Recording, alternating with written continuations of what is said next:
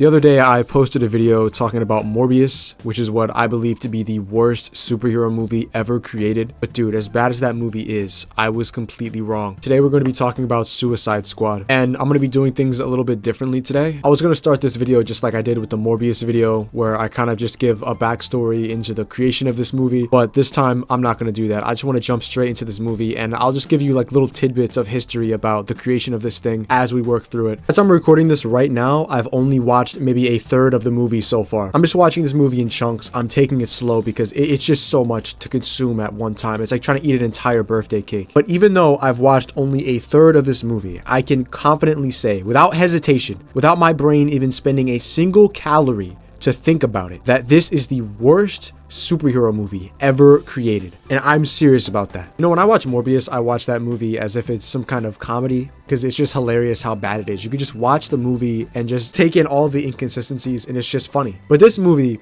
it's just bad. Like, it's so bad that it's past the point of being funny, and it's just sad. It's a tragedy. But I just have so much stuff that I just need to get off of my chest, and I just have so many things to say about this movie that we're just gonna jump into it right now. Here we go. The movie opens with an establishing shot of a place called dude, did they put black text over a dark background? I guess that just shows the quality of this movie and what we're in for. They could have so easily just put a white outline around this text, but they for some reason just chose not to. The first character we get introduced to is Deadshot, played by Will Smith, and he's actually already been arrested and put into prison. The prison guard comes around and gives him some food, or I guess you can call it food if you want. It kind of just looks like bird feed. I have no idea how Deadshot was able to stay this ripped while eating food that looks like this. Like, don't you need high levels of protein and to be in a calorie surplus to look like this? Then the guard walks down the hall and gets to the cell of Harley Quinn, which for some reason is this giant metal cage in the middle of this room. Harley Quinn and this prison guard just start flirting with each other, and it's just really awkward, and she even just starts licking one of the bars. And what makes it even more awkward is there's a bunch of other guards just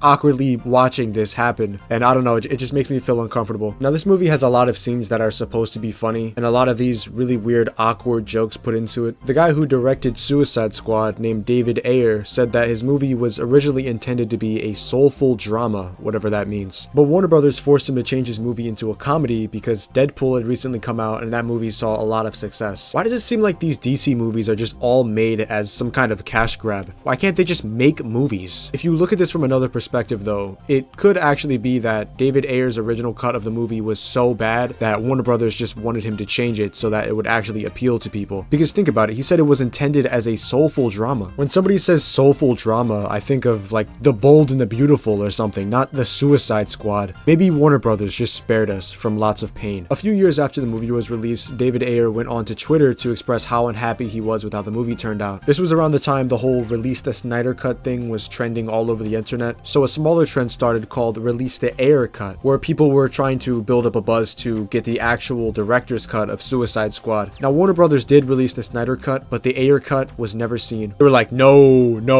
this stays in the vault, no. Even the article that I learned this from, which I'll link in the description, kind of shits on him a little bit. It says, quote, "As seen above, Ayer also says that his Suicide Squad script had more direct ties to Justice League, and that Jared Leto's new Juggalo Joker was, quote, rich and dimensional before Warner Brothers took over. To be completely fair, we wouldn't not watch the Ayer cut of Suicide Squad if it happened to make his way out into the world, but surely there are better ways to use that kind of money, especially right now." Jesus Christ, that's brutal. I still really do think that David Ayer is to blame for how bad this movie turned out, because as you're going to see soon, there's some scenes that are so integral to the plot of this movie that they couldn't have really been changed, and those scenes are just terrible. Because of this, I think the whole stance that he took of my movie was a masterpiece before Warner Brothers took it and ruined it is pretty disingenuous, because I think the movie would still have a coherent plot if they did that. You'll see what I mean. David Ayer made a lot of tweets talking about specific parts of the movie that he wasn't happy with, and when we get to those parts of the movie, I'll pull up some of his tweets to show what his thoughts on it were. This guy has been online fighting to get the director's cut of this movie out for years at this point, but it seems like super recently he's finally given up on it. In this article from January 3rd, 2024, which is only like a week ago, it seems like he's done worrying about getting this cut of the movie out because he's moved on to a new project, which is a movie called The Beekeeper, which has gotten a lukewarm reception. It also talks about some other things that were cut from the movie. It says among what was left out of Suicide Squad was reportedly a lot more of Jared Leto's Joker. Wait, that's Jared Leto?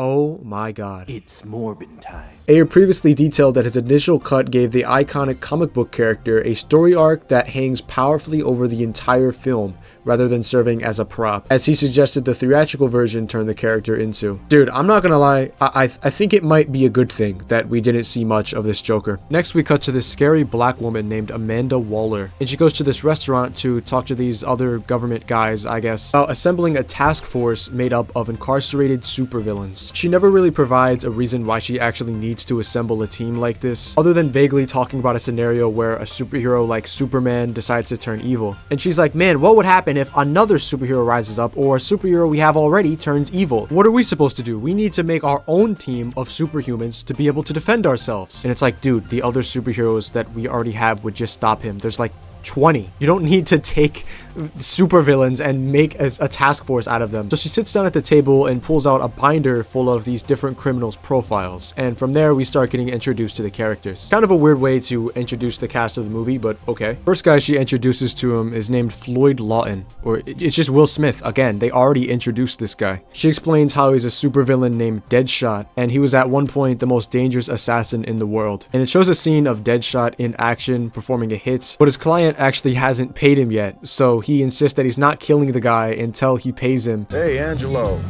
This is the exterminator you called for your rat problem? Account's looking a little thin. No one gets paid until what needs to get done gets done. Nope, that's not the rules. No money, no honey. I'm still seeing zeros over here, Angie. Stop being cute and do your job.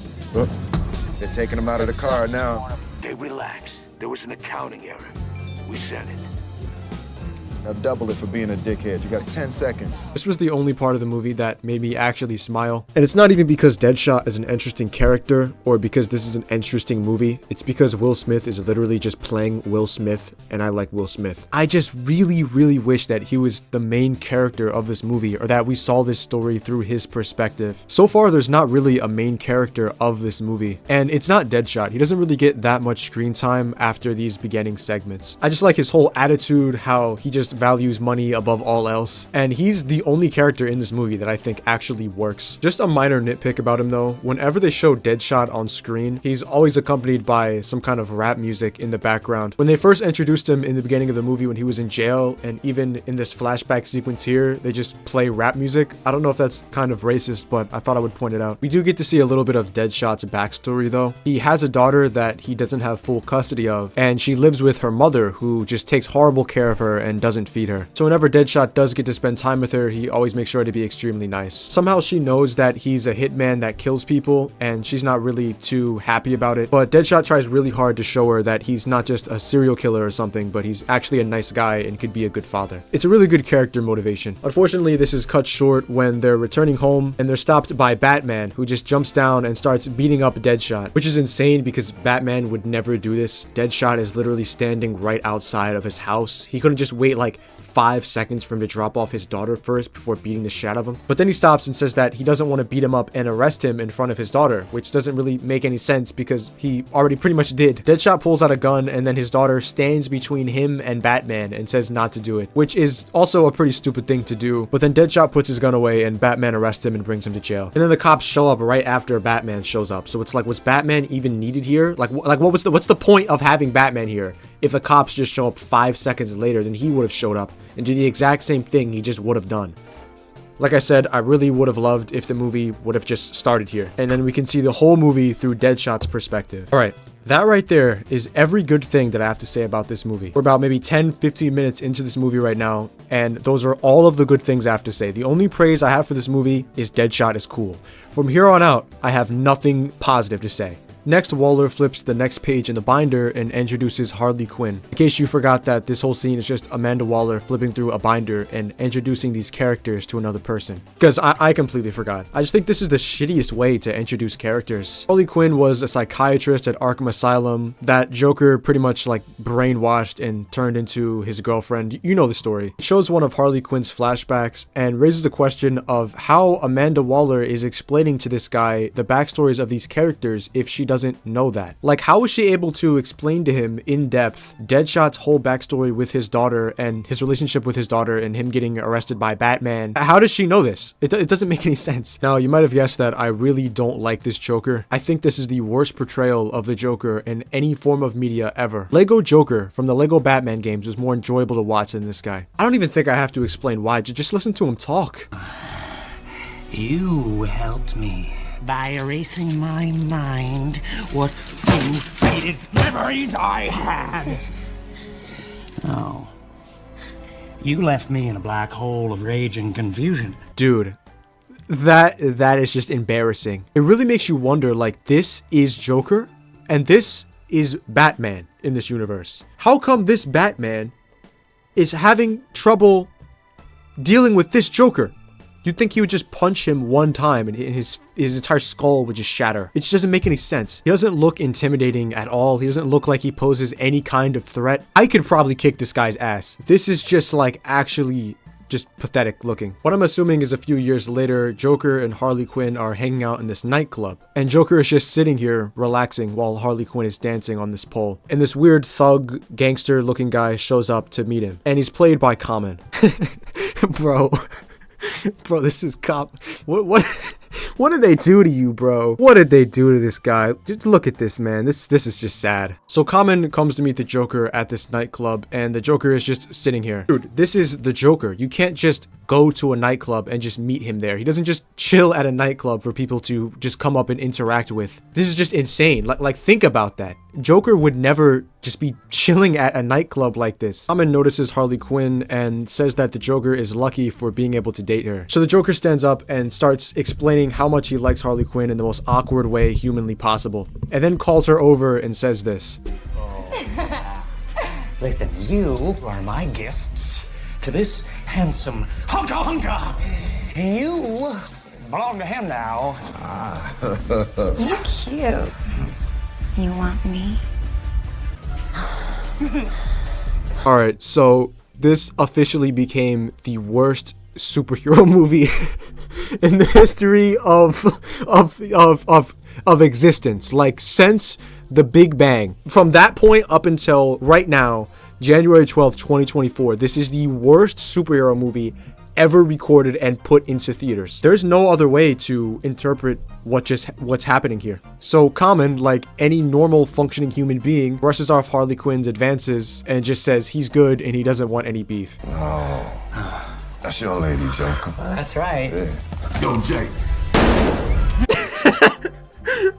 So Common is like, nah, that's not my girlfriend. It's yours. I'm good. So Joker's like, fine then, and just shoots him and kills him. Now, what my friend told me is that Joker wanted to kill this guy because he took him saying that Harley Quinn was hot as some kind of insult and wanted some kind of reason or justification to kill him. I don't really think that makes any sense because I don't think Joker, a psychopathic maniac, would need a reason to just shoot somebody in the face. To me, it just looks like he was like, hey, you want to, spend some time with my girlfriend? And he was like, no, I'm good. So he's like, okay, fine then, bang. Like, it's what is this? So not only is Joker super weird in this movie, but during the filming of this movie, Jared Leto was also extremely weird in real life. Instead of me just trying to explain to you all of the vicissitudes of Jared Leto's behavior, let me just show you this article that I'll link in the description where I learned this from. It says, from used condoms to dead pigs, a list of all the creepy things Jared Leto sent his Suicide Squad co-stars. The Suicide Squad cast assembled at CinemaCon yesterday to introduce their upcoming movie. As they walked the red carpet prior to the break presentation, the cast all reminisced fondly about all of the creepy shit that Jared Leto sent that during filming. Here's a list of everything we know so far and everything they're willing to admit publicly that Jared Leto, as the Joker, sent to Will Smith, Margot Robbie, and the rest of his Suicide Squad castmates. And you can just pause and take a look at this list if you want to. It should be noted that Leto did not indicate who used the condoms, but it certainly could make for an interesting day as Jared Leto's assistant. All involved, including Leto himself, seemed to hint that there were even more items that they didn't want to talk about because they somehow were even grosser than used condoms. Robbie said, as Harley Quinn, she got so many weird things she, quote, can't even begin to list all of them. Blah, blah, blah, blah, blah, blah. who plays Killer Croc in the film, says there are items he, quote, doesn't like to talk about. When asked by E, a slightly more polite version of "what the fuck, dude," Leto said, "I did a lot of things to create a dynamic, to create an element of surprise, a spontaneity, and to really break down any kind of walls that may be there.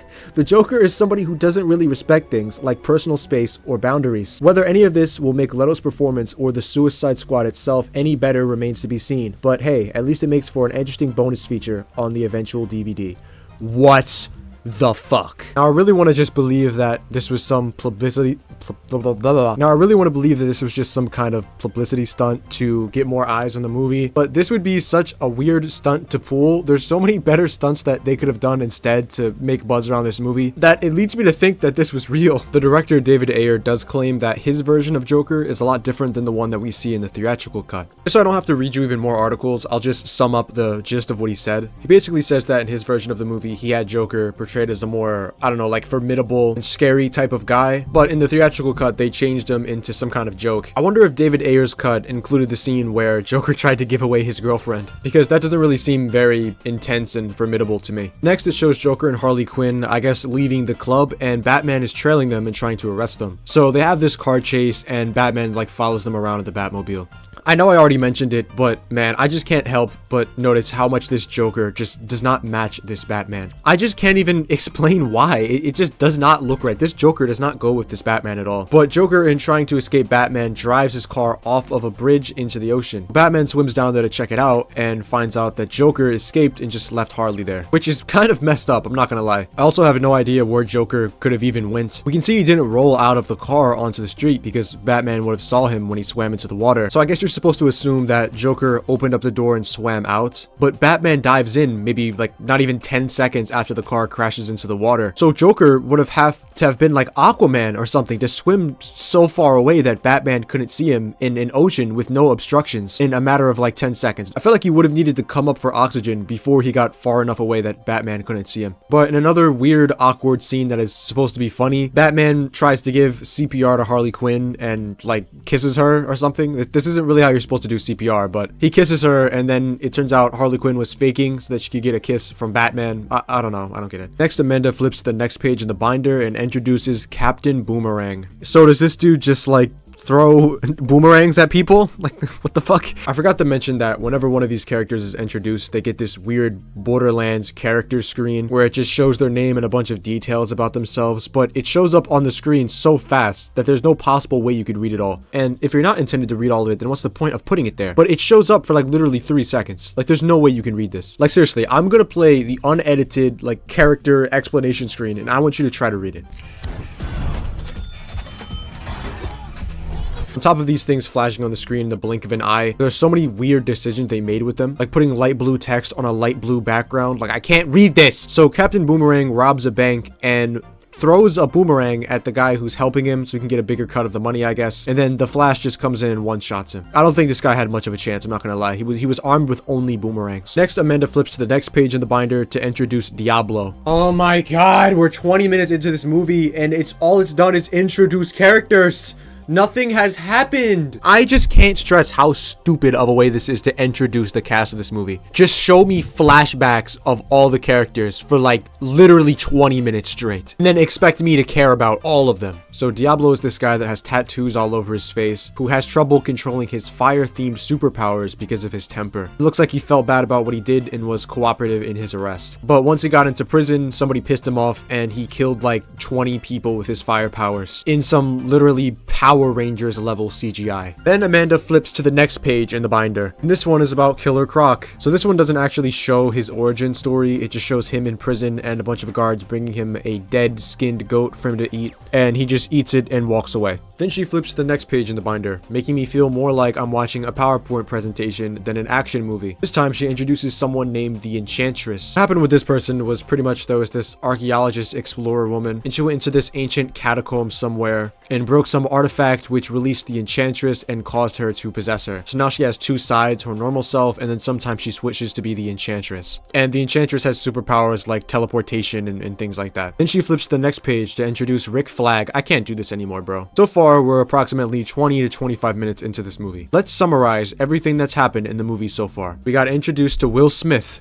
We got introduced to Harley Quinn. We got introduced to Will Smith again. We got introduced to Amanda Waller. We got introduced to the Joker. We got introduced to Captain Boomerang. We got introduced to Diablo. We got introduced to Killer Croc. We got introduced to the Enchantress. And we got introduced to Rick Flag. We watched a slideshow. Yeah, there's a few other things that happened, like a quick 30-second car chase between Batman and Joker, or Joker shooting Common, but those aren't really that notable and they don't really further a plot. A plot hasn't even really started yet. The only story that we've been shown in like 25 minutes is Amanda Waller wants to assemble a team of evil villains so that the government has a power to fight back against superheroes if they were to turn evil. There's no plot, there's no goal, there's no motivation, there's nothing. We're just being introduced to characters. And when I say no motivation, I mean that there's no reason to even really assemble this team. It would be different if maybe, I don't know, Superman or some other superhero was like hypnotized and is now being evil. So the government had to put together this task force of these supervillains to be able to stop the superhero. That would be pretty cool. That would be a reason to assemble this team. After all the members of the Suicide Squad get introduced, Amanda pitches the idea of the Suicide Squad to other government officials, I guess. Wait, who is this guy?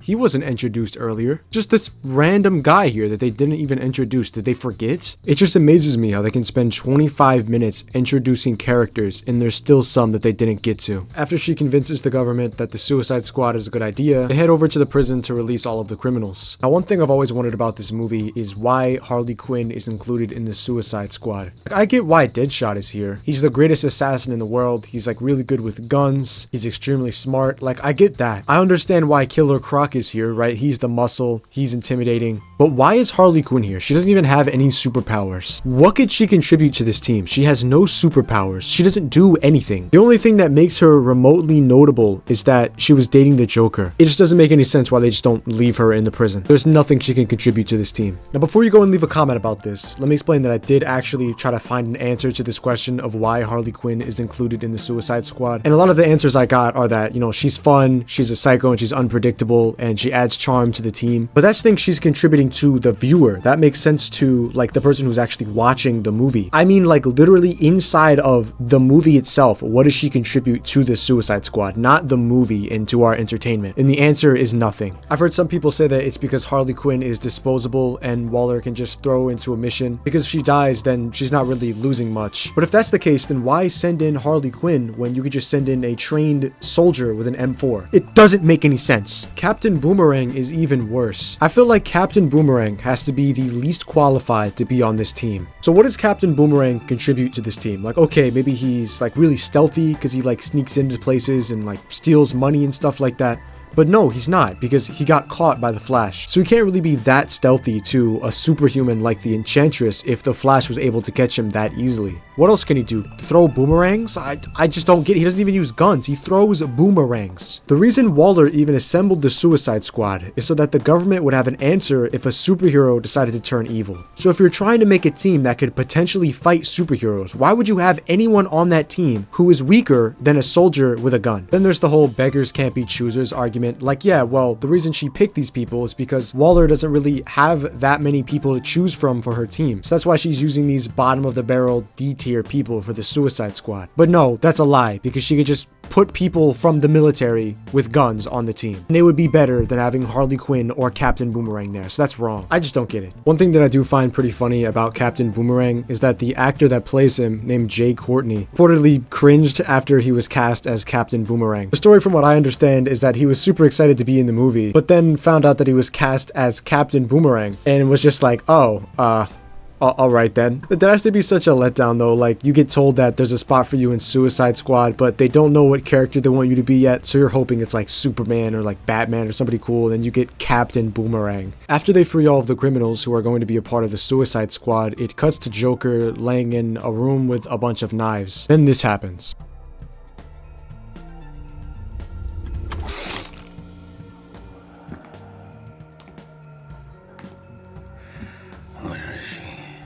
Complex. This is not just her. What do you mean, where is she? She's in prison. You left her behind to get arrested by Batman. She's in prison and is in this giant WWE-sized prison cell that's way bigger than all of the other inmates' cells for some reason. I tried to find some answers as to why this is, and a lot of people say that it's because there was some guards that knew the Joker that were able to hook up Harley Quinn and get her better treatment in the jail. But that doesn't make any sense because, as you can see, the Joker doesn't even know where she is. Not gonna lie, I think this might be one of the scenes that got changed from David Ayer's cut. It seems that the camera never focuses on this dude in the suit when he talks. Like, it always pans to the room or like shows Joker's reaction to what he's saying. It's never like on his face as he's talking. And I think this is probably because they re-recorded his lines. Like, they got the same actor back to like dub over this scene because I guess they wanted to like change whatever he said or just change the story somehow. Actually, now that I take a closer look at this was definitely re-recorded. You can even hear the change in the mic when it changes from what he actually said when they were filming to what they had this guy come back and voice over. Like, just listen to see if you can hear the type of mic change. Everybody's disappearing.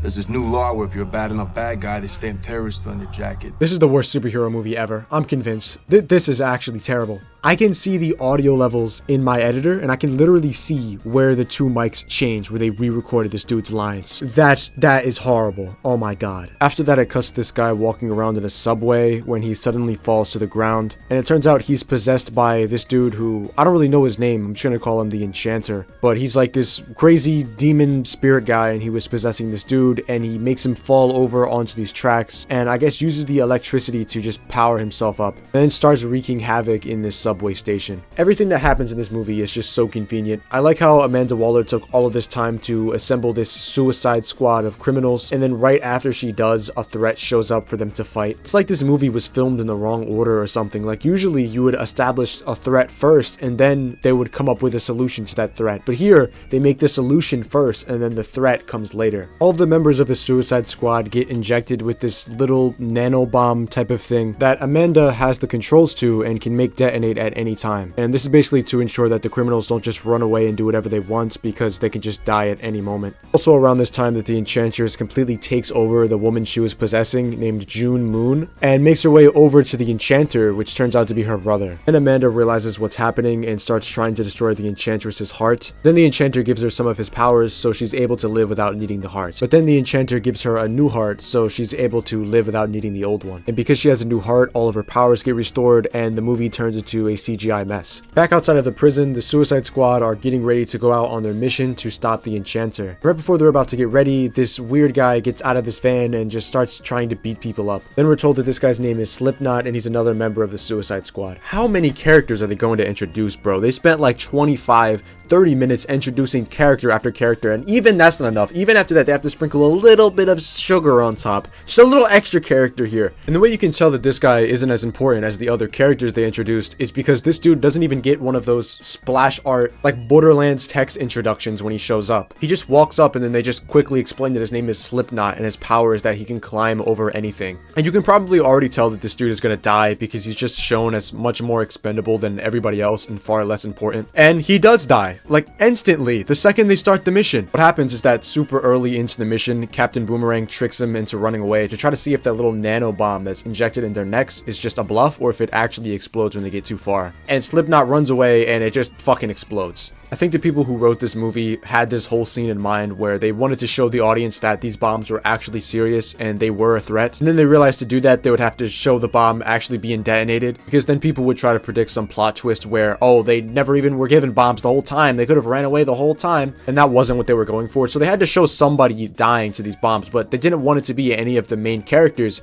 because they spent like tens of millions of dollars getting all of these A-list actors to be in this movie. And they just threw this guy Slipknot into the script at the last second, a character whose purpose is to just die. I find it so crazy how this movie is so bad that you can just look at parts of it and just know what decisions they made and why it was done like that. After a quick call from Amanda where she just explains to the team what's going on and gives even more exposition to the audience, the team is ready to suit up and they're given their belongings that they had on them before they were arrested, I guess. And some of the things that they're given back are just very questionable and make me wonder if they're even qualified to do this job. Let's start with Deadshot, right? He gets his mask back, right? He gets a gun, he gets his armor. He's good to go, right? Then we get to Harley Quinn, who gets a t-shirt that everybody else in this camp or compound or whatever stops to stare at her while she puts it on. Who wrote this into the movie? This makes no sense. Why is this here? She also gets a baseball bat, a gun, and a hammer. Now, not to be negative or anything, right? But what do you plan on doing with that hammer? You know who we're fighting, right? We're fighting this omniscient god entity with lightning powers. You are literally going to get one-shotted. Why are you here? Well, I don't know. Maybe Killer Croc got something cool. Maybe they gave him some armor, or maybe like some claws or some guns. Oh, he just got a jacket and a hoodie.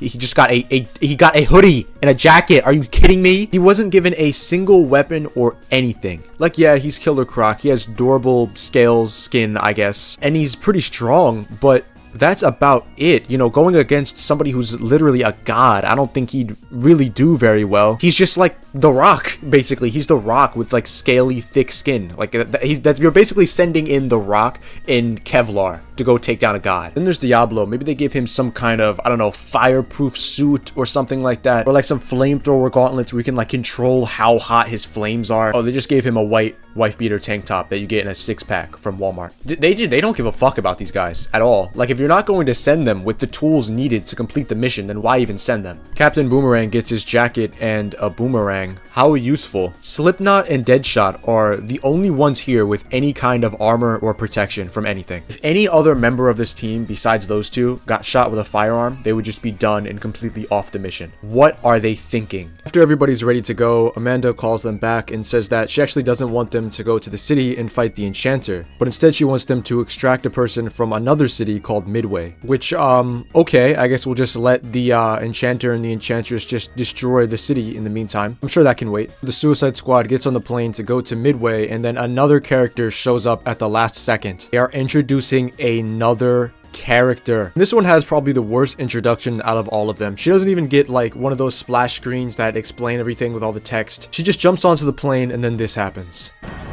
This is Katana. She's got my back. She can cut all you in half with one sword stroke, just like mowing the lawn. I would advise not getting killed by her. Her sword traps the souls of its victims. Oh my god.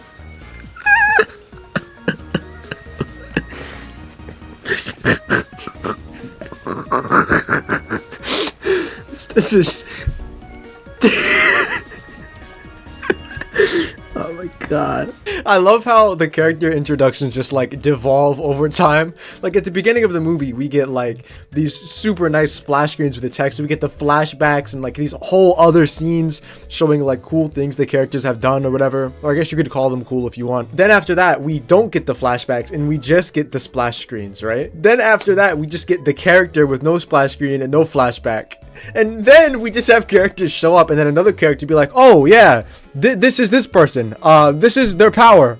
Yeah, care about this person, please. Like, it's just so bad. Did they just forget to put Katana and Slipknot into the movie? Why couldn't they have been introduced back in the scene when Amanda was flipping through the binder and showing off all of the characters? I guess they just decided they didn't want to make that part too long, so they just took two more characters at the end and then decided to just throw them in later so that you can get a little bit of time to breathe before the character introductions. This whole scene where they introduce Katana is just so perfect. I like the way Rick Flag just slowly, robotically turns to the camera and then he's just completely emotionless before he says his lines. He's like a character in a video game that you have to talk to, and before you talk to them and trigger their dialogue, they just stand there and like just stare into the void. And then like once you trigger his dialogue, he just slowly like turns to the camera and then says like the most robotic, like rigid lines I think I've ever heard in my entire life. This is Katana. She's got my back. She could cut you guys in half like mowing the lawn. I'd advise you to not get killed by her because her sword traps the souls of its victims. Also, Katana means sword in Japanese. Also, this movie is called The Suicide Squad. Also, it's Wednesday. While Katana just stands there and just looks menacing. Like, nobody talks like this. Nobody on earth speaks like this. Imagine if your friend is introducing you to his other friends and he's like, this is Bob. He is very strong. He does boxing. I would advise you not to fight him because he's good at boxing. Like, I just can't get over this, how bad this is. Like, how did this even make it into the movie? Even Will Smith doesn't even look like he's happy with this. What's even worse is that after Rick Flag introduces her, she just says in Japanese if she should kill them or not. Why would the answer be yes? Why would you want to kill them? Were you even told what's going on? Like, these are your teammates. What do you mean, should I kill them? Like, this line was just thrown in there to try to show like how aggressive and ruthless Katana is, that she's like, should I just kill them now? Like what the fuck is happening, dude? Another thing that makes no sense is how throughout the entire movie, Katana understands all the other characters speaking English, but just never speaks English herself. Like, let's get this straight, right? Like, you speak Japanese, but you can understand everybody else who's speaking English. So why speak Japanese when you know they can't understand Japanese? Why not just speak the English you know to them? I guess because that's not cool enough, right? Like, there's supposed to be a cool character, guys. It's because right now, all of the characters are introduced. We have an enemy. We have a plot. The movie can finally begin. 50 minutes in, and we can finally start this movie. Suicide Squad gets out of the helicopter and starts making their way through the streets to the skyscraper where they have to extract their target. And on the way, the different members start talking about ways that they're going to escape. But they talk super loudly, and there's soldiers all around them that could just hear what they're saying. But I guess it's just anime logic where only the person you're talking to can hear you. I'm gonna drop him, the sword lady, 5 or 7 of these seals. After that, I'm gonna need some help. You down? Always. What about the shit in our necks? Your friend's gonna help us out with that, right? Like, dude, they're not even whispering or trying to talk quietly. They're just talking to each other, and there's soldiers all around them. This makes no sense. Also, I think this is one of the first times that these characters actually got to, like, even interact with each other. We're an hour into this movie now, and these characters are finally speaking to each other and having conversations. The last 50 minutes of this movie was just backstory and character introductions. Then 5 minutes went to them suiting up and getting ready to go. And then this 5 minutes is the first time in the entire movie that these characters actually got to speak and like actually be characters. He eats people for reals, homie. He's a cannibal. So what happens next is that the Suicide Squad literally just walks in a straight line down the street for like 10 minutes, and they fight some generic alien enchanter demons, I guess. I don't know, it's not really even explained what these guys are supposed to be. They just wanted to give the Suicide Squad something to fight because it's been so long since there's been any action in this movie. Then they walk down the street and talk to each other a bit more until they get to the building where they need to extract this target from. Then they get into the building, fight some more generic alien guys, and they make it up to the floor that the target is on. Now, you might have realized that throughout the movie there's this recurring gag with Captain Boomerang and unicorns. His character introduction splash thing said that he had unicorns as like a fetish or something, whatever the implications of that is. And then when he's putting on his gear, he takes a pink unicorn plushie and puts it in his jacket. So the movie is telling you that you're really supposed to be paying attention to this unicorn throughout the movie. And then in this scene, when they're fighting in the building, Captain Boomerang gets stabbed in the chest, and then you're supposed to be like, oh wow, well he has the unicorn in his jacket, and then kind of get rewarded for like paying attention to the movie. And then he sits up and pulls out the knife and shows that it actually stabbed into a bunch of money. I guess this is just another symptom of changing up the movie this much from David Ayer's original cuts. Maybe they decided to change what was in his jacket to be money or something to reflect that he's like a thief or a burglar or something, but then forgot to go back to the other scenes to swap out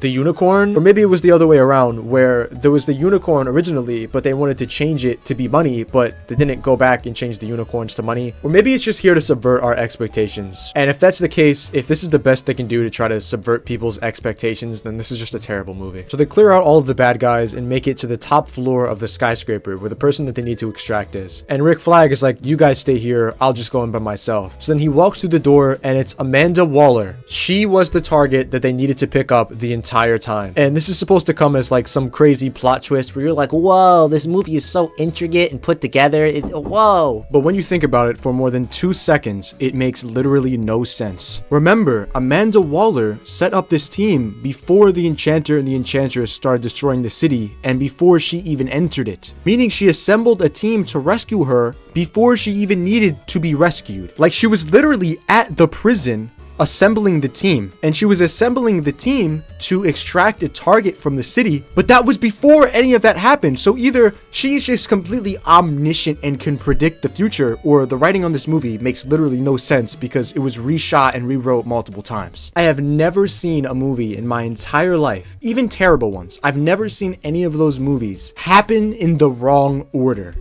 The team was assembled before there was even a reason to assemble it, for a reason that hadn't even happened yet. When they do rescue Amanda and she walks out, the Suicide Squad debates if they should just try to kill her and then just escape. But then Amanda reminds them that she has the controls on this phone to detonate the little nano bombs that's in their necks. And they're like, oh damn, guess you got me there. And it's like, dude, just tackle her. She's like a 50-year-old woman. Just tackle her and snatch the phone out of her hand. I don't understand what the problem is here. All you need to do is just have Deadshot just headshot Amanda Waller. He's the greatest assassin in the world. He can't just like quick draw, like hip fire like a cowboy right into her face, right? She dies, and then the rest of the team, they outnumber Rick Flag and Katana. They win. I don't understand how they just were like, damn, guess they got us. Like what? And then that's it. That's the mission. This team was literally assembled to just pick up Amanda Waller. So then basically what happens is they're like, well, I guess we'll just go stop the Enchantress now since she's destroying the city. Let's just go do that. So then they go do that, and the Enchantress, I guess, hypnotizes them or something and shows them a reality that they would want. Like, shows them their greatest wishes and desires. And when Diablo is hypnotized, he realizes that it's not real and snaps out of it. And this is the point that I was just done with this movie. Just trying to play games with you, man. It's not real. He's right. It's not real.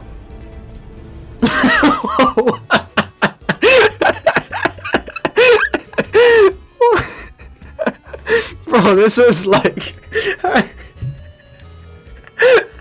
I can't even explain why that's funny. It's just funny. What the dude, it's not real. And it's just cuts to him just like storming down these steps and like like a white beater tank top. Oh my god. In conclusion, I really don't like this movie. I think it's terrible. I don't like any of the characters except for Will Smith. And I'm saying Will Smith instead of Deadshot on purpose. He's literally just Will Smith. He's playing as himself. I don't like the Joker's stupid laugh, how he just goes like, ha, ha, ha.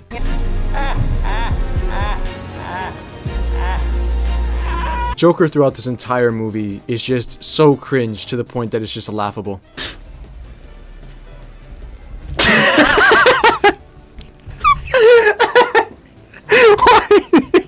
Why is he just why is he just sitting here like yo, dude, when they were making this movie, they were probably like, bro, he's so cool, he's such a sigma, he's such a giga chad. He just sits here and looks off into the distance with his hands on top of the other.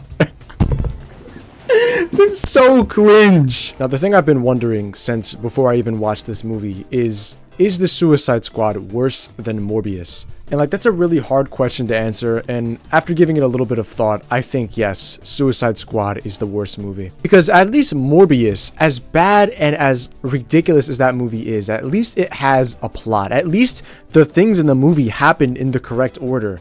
And at least the first like 30 minutes of the movie isn't just introducing characters, right? Like, it has an actual narrative that works, even though it's shit. It actually has a story that progresses in order throughout the entire movie. And I love how we're talking about movies that are so bad that we've just gotten to the point where the story like doesn't actually even function as a story, and it's in like the incorrect order and doesn't even really make any sense. Like, at least that movie is consumable, right, to the average human being. Like, the average human being can sit down, watch Morbius, and when they're done, they can stand up and tell you what happened in the movie. You can't with Suicide Squad. At least whenever a character was introduced in Morbius, they didn't have like this title crawl just explaining in text all these things about this character that shows up for like 3 seconds and like play some licensed song in the background. What I decided to do is whenever I talk about a bad movie on this channel, I'm going to rank it on the bad movies tier list, and then maybe like at the end of the year or something like that, we'll take a look back at this tier list and just look at all these movies and just kind of like reflect back on it in another video. This is what the tier list looks like so far, and I'm just gonna have to rank the Suicide Squad under Morbius.